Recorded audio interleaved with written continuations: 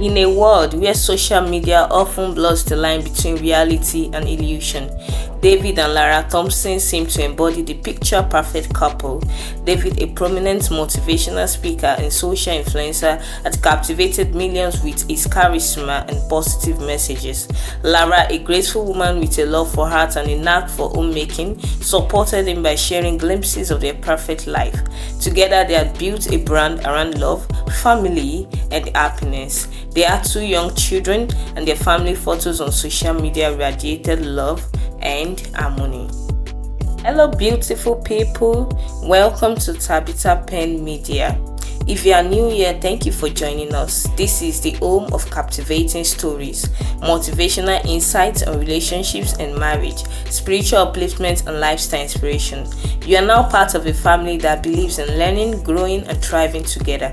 To my wonderful returning subscribers, you are the reason this channel exists. Your love, support, and engagement means the world to me. Now, I've got something special for you in this video. A story that is not just entertaining, but also packed with valuable lessons. Watch it closely, reflect on it, and let it inspire you to make positive changes in your life. Remember to like this video if it touches your heart. Share with someone who can learn from it too. Subscribe if you haven't already. You don't want to miss what's coming next. And most importantly, leave a comment below to let me know what you learned from the story. Let's keep growing together as a community of love, wisdom, and inspiration. Thank you for being here, and I can't wait to hear your thoughts in the comments. Stay blessed, keep shining, and enjoy the story. Behind closed doors, the truth was a very different story. David's fame had come at a cost, and as the pressure of public life intensified, so did his darker side. Inside their home, where no cameras could see, their interactions were filled with tension and argument. There was a time they went for a birthday party. Lara had agreed before leaving home to make videos and also snap pictures after getting the consent of the celebrant, which was David's friend. But on getting there, Lara started feeling a kind of stomach upset that she couldn't do anything. It was so strong that she had to stay back in the car after showing her presence to the celebrant.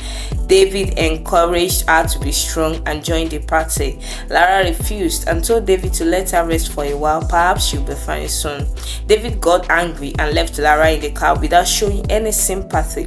Lara wished she could follow David, but the pain grew worse. She later sent for David and begged him to take her to the hospital. Take you where? What should I tell my friend? I should start giving him excuses on his big day? David yelled. Darling, please, I need to visit the clinic now, Lara pleaded. David threw the key at her. You can drive yourself to the hospital. I will find my way back home. He leaves angrily. Lara was in total shock as she couldn't believe that her husband could leave her despite the pain she's going through. She picks up the key and managed to drive herself to the hospital. Later that night, Lara got home earlier before David. She had gotten a little bit better and prepared dinner. David walked in angrily. Lara moves close to give him a warm embrace, but he pushed her away. Darling, what have I done wrong? Why did you push me like that? Lara asked sincerely. If you ask me that question again, I will give you the beating of your life. David yelled. What was all that drama about? He continued. What drama? Lara asked. Oh, stop the pretense. We agreed that you are going to snap some pictures and make videos at the party, but you decided to come home with your sudden drama. He said angrily. But darling, I never planned for that to happen. I expected you to at least show some sympathy, but it seems your friend's birthday is more important than my health. David angrily moves close to her and gave her a resounding slap. How dare you, he roared. How dare you speak to me in that manner? David, what have I said to deserve this? Why are you treating me like this? Lara retorted. Woman, shut your mouth or else you meet yourself at the hospital. You are just a disappointment. You just ruined my day. How will I attend a friend's 40th birthday party and I can't even post on social media? Not even a single post. Does that make sense to you? He yelled. I know you want to destroy my career, but my God will not allow you. He continued, but darling, I am your wife. Why will I destroy your career? Lara replied. David looks at her angrily and storms out of the living room. Lara sat on the floor and cried. profusely. David's mood swings grew more intense as he sought control over every aspect of their lives, and their public love marks the hidden toxicity. The cracks in their marriage widened, but Lara, torn between her love for David and her fear of his temper, tried to keep up appearances. She knew the truth, but feared what others might think if they knew it too. On a sunny afternoon, Lara went to pick her children from school and was getting down from the car when her neighbor Sandra sighted her and rushed to meet her. Sandra and Lara had been good friends since Lara and her family moved to their apartment. Lara greeted her and was about to enter the house when she called her back. Lara noticed they wanted to have a conversation. She opened the door for the children and asked them to go in. "Okay, Sandra, I can hear you now," Lara said. "Lara, are you going to continue like this?" Sandra asked. "What do you mean, Sandra? Continue like what?" Lara asked. "You know exactly what I am talking about. Will you continue to watch your husband maltreat you like this?" Sandra replied. Lara was shocked for a moment. "I watch your husband maltreat like no," she stammered. "Lara, please stop pretending. Stop covering up for him. This is not the first time I have heard your husband beat you mercilessly. You may think no one knows, but I know. Remember, I am a psychologist. The noise that erupts from your house, it's not a movie. It's between you and your husband," Sandra explained. "Okay, Sandra, I admit what you've been hearing is true. Our marriage looks good outside there, but coming back to the house is hell." "Sandra, the truth is I am fed up. I don't know what to do," Lara sobs. "Lara, you can't keep covering up for that man. Let the world knows that he is a beast, else he will kill you one day. See, there is an agency that fights for women that are being maltreated like this. Save Horizons. They will teach him a lesson and deal with him accordingly," Sandra explained. "What? No.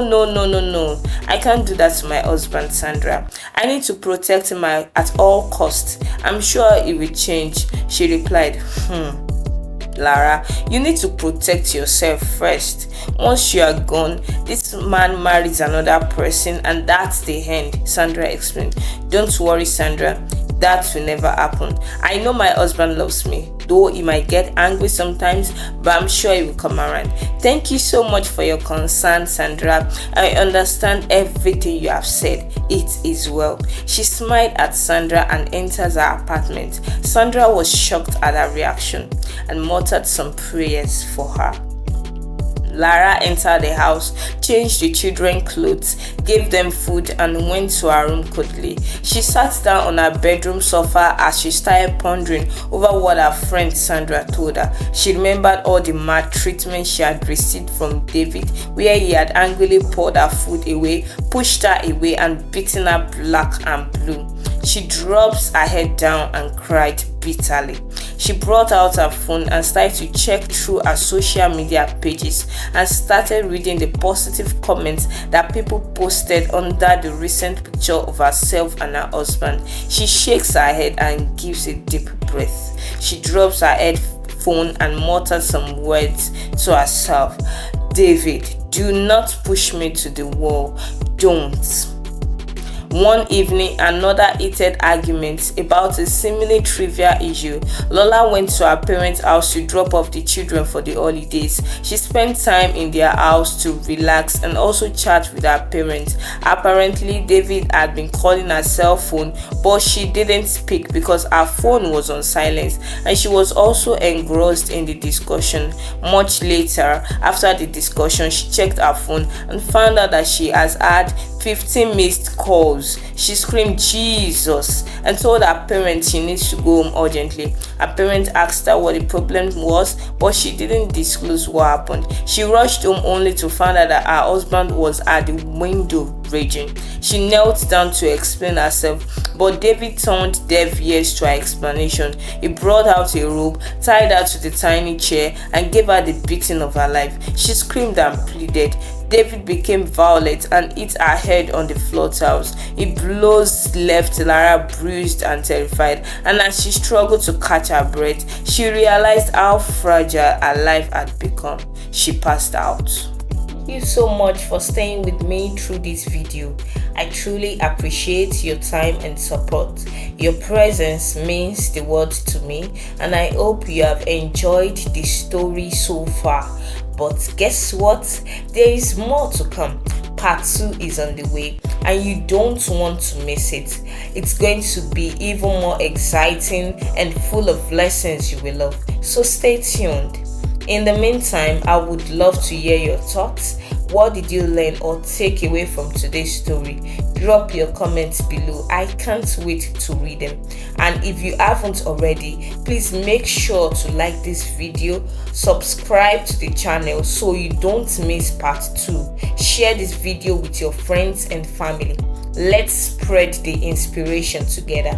Thank you once again for being part of Tabitha Pen Media. Stay blessed, keep shining, and I will see you in part 2.